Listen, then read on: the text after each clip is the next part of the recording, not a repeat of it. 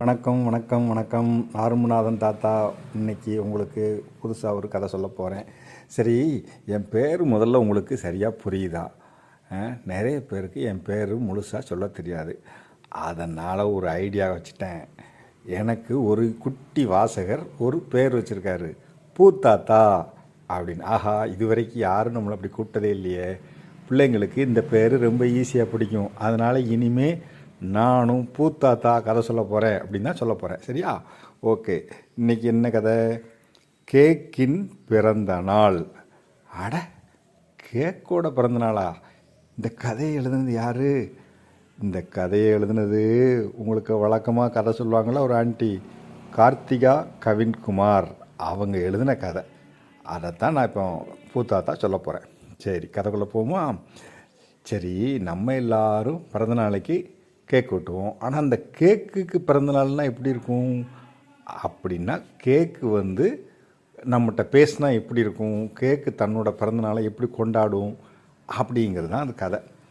அந்த ஊரில் அந்த கேக்கு காலையில் எந்திரிச்சது, குட்டி கேக்கு. அப்பா, அது எழுந்துக்கும் போதே அவங்க அம்மா சொன்னது, ஏய் சீக்கிரம் எழுந்திரிச்சு குழி, இன்றைக்கி உனக்கு பிறந்தநாள், 6வது பிறந்தநாள்.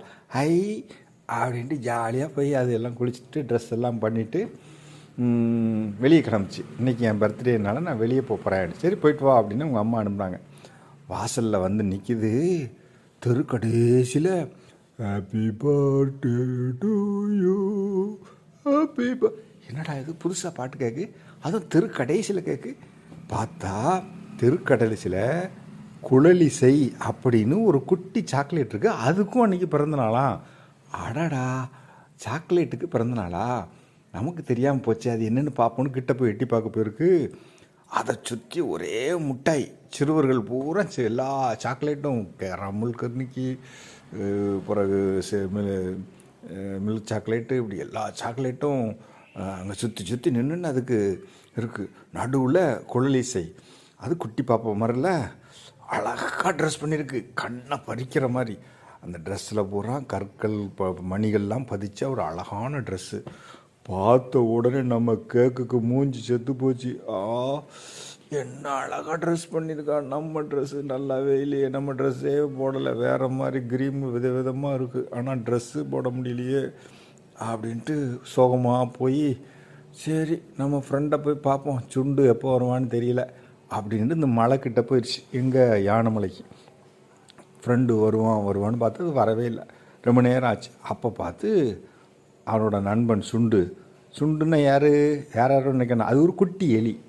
அது தூரத்துலேருந்து வேக வேகமாக வருது, தன்னோட ஃப்ரெண்டுக்கு பர்த்டேன்னு ஒரு கிஃப்ட் வாங்கிட்டு வந்துட்டுருக்கு.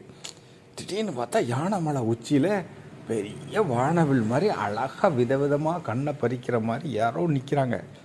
என்ன, அட நம்ம கேக் தான், என்ன ஜொலிப்பா நிற்கிது, இது ஏன் இப்படி யானை மலைக்கு வந்துச்சு அப்படின்ட்டு கண்ணாடியை போட்டுட்டு, மூக்கு கண்ணாடியை போட்டு அப்படியே பிஸ்குன்னு வருது. பிறகு தொடச்சி சரியாக மங்களாக தெரியுது. மறுபடியும் ஒரு பேப்பரை எடுத்து நல்லா தொடச்சிட்டு, பருத்தி தண்ணி இருக்குது, அதை எடுத்து தொடச்சி பார்க்குது. அட நம்ம கேக்கு இன்றைக்கி உனக்கு பர்த்டே இல்லை, ஹாப்பி பர்த்டே அப்படின்னு அந்த கை கொடுக்குது.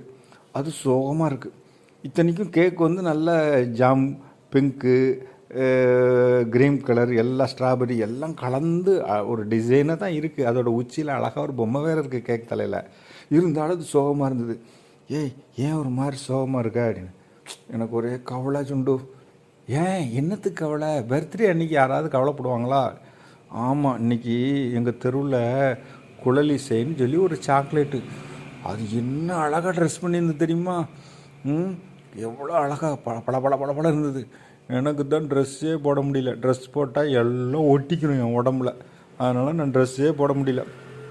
உடனே சுண்டு சொல்லி, போங்கப்பா, மற்றவங்களுக்கெல்லாம் நீ எவ்வளோ சந்தோஷத்தை கொடுக்க, அதெல்லாம் மற்றவங்களுக்கு நீ கொடுக்குற சந்தோஷத்தை யாரும் கொடுக்க முடியுமா அப்படின்னு. உடனே நீனே சமாதானப்படுத்துறதுக்காக ஏதாவது சொல்லாத போ அப்படின்னு கோச்சிக்கிட்டு கேக்கு. இந்த பாரு, நான் ஒன்று சொல்கிறேன் கேட்கியா? மற்றவங்கெல்லாம் கேக் வெட்டும்போது உன் தலையில் மெழுகுவர்த்தியை ஏற்றி வைக்காங்க. இதை யாராவது செய்ய முடியுமா? மற்றவங்க யார் தலையிலும் மெழுகுவர்த்தியை வச்சுட்டு இது பண்ண முடியுமா?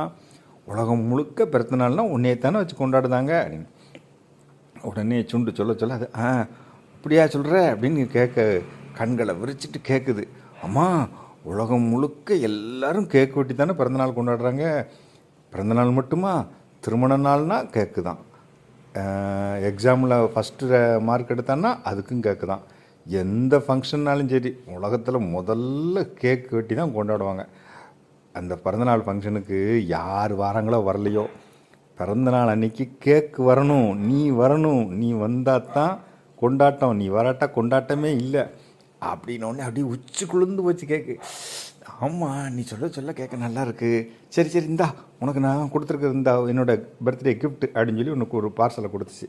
ஓ தேங்க்யூ அப்படின்னு சொல்லி உள்ளே வச்சுக்கிட்டு, இப்போ பாரு நீ அதில் என்ன கொடுத்துருக்கேன்னு பாரு அப்படின்னோடனே அந்த பார்சலை பிரித்து பார்த்தா உள்ளே வந்து கடலை மிட்டாயி, தேன் மிட்டாயி, அப்புறம் இந்த தானியத்தில் செஞ்ச உருண்டை, எள்ளு மிட்டாயி எல்லாம் இருந்து எல்லாமே எனக்கு பிடிச்சது அப்படின்னு ஹாப்பி ஆயிடுச்சு அது கேக்கு. உடனே அது திடீர்னு அடிச்சு, எப்பா எனக்கு இந்த மனுஷங்கள்லாம் படித்து தன்னுடைய பழைய வரலாறுலாம் தெரிஞ்சு வச்சுருக்காங்க, நம்மளுக்கும் அதே மாதிரி தெரியணும். என்னோடய கொள்ளு பாட்டம் பாட்டி கதையெல்லாம் எனக்கு தெரிஞ்சுக்கணுன்னு ஆசையாக இருக்குது. எங்கள் அம்மாட்ட கேட்டேன், அது உன் ஃப்ரெண்டு சுண்டு இருக்கான்ல அவன்கிட்ட கேளு, அவங்களுக்கு தான் அவங்க பாட்டியெல்லாம் பாட்டிக்கெல்லாம் எல்லாருக்கும் தெரியும், அவன்கிட்ட கேளு அப்படின்ட்டாங்க. உண்மையிலே உனக்கு தெரியுமா சுண்டு அப்படின்னு. ஆமாம் எனக்கு தெரியும், ஓரளவுக்கு தெரியும். நாங்களும் அந்த காலத்துலேருந்தே இருக்கோம்ல.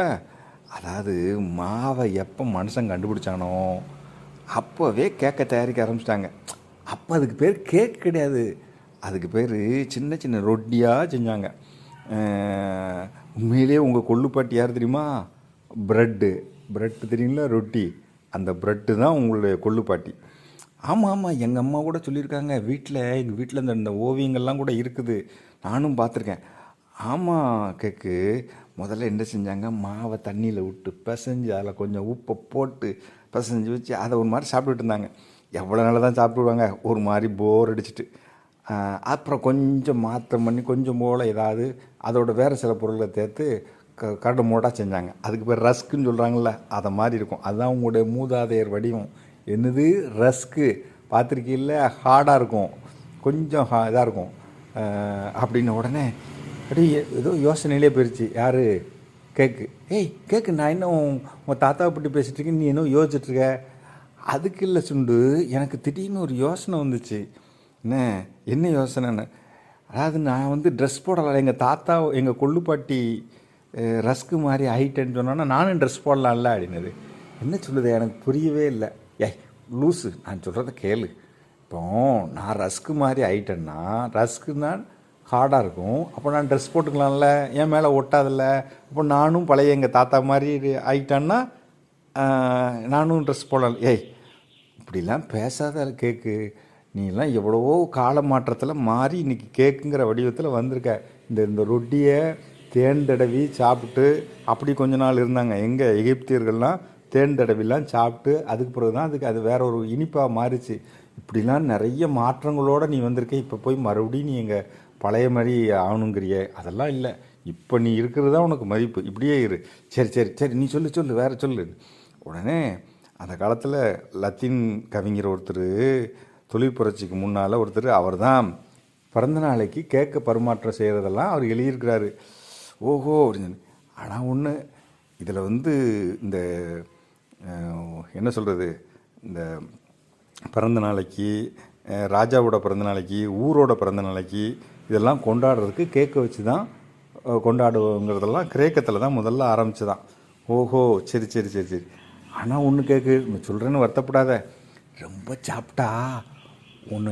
சாப்பிட்டாலும் சிக்கலாயிரும். ஆமாம், எதுனாலும் அப்படி தானே, எல்லா இதுவும் அப்படி தானே, ரொம்ப அளவுக்கு மீறினா அமிர்தமும் நஞ்சு தானே, அதனால் அது கரெக்டாக. சரி, உனக்கு ஒரே ஒரு ஆசை, நான் லேசாக அவன் தலையில் கொஞ்சமோ எடுத்து கடிச்சிக்கிட்டுமா அப்படின்னு சொல்லிடுச்சு. ஓ தாராளமாக.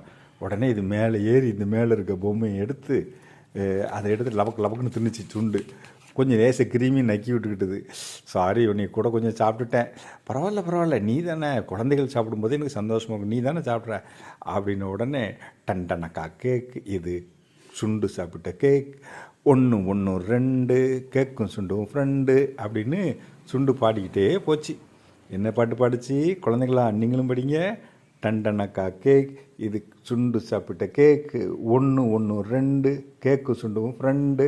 எப்படி இப்படி பாடிக்கிட்டே போச்சா? கதை நல்லா இருக்கா? கேக்கோட பிறந்தநாள் கதை நல்லா இருக்கா? பை பை, அடுத்த வாரம் பார்க்கலாம்.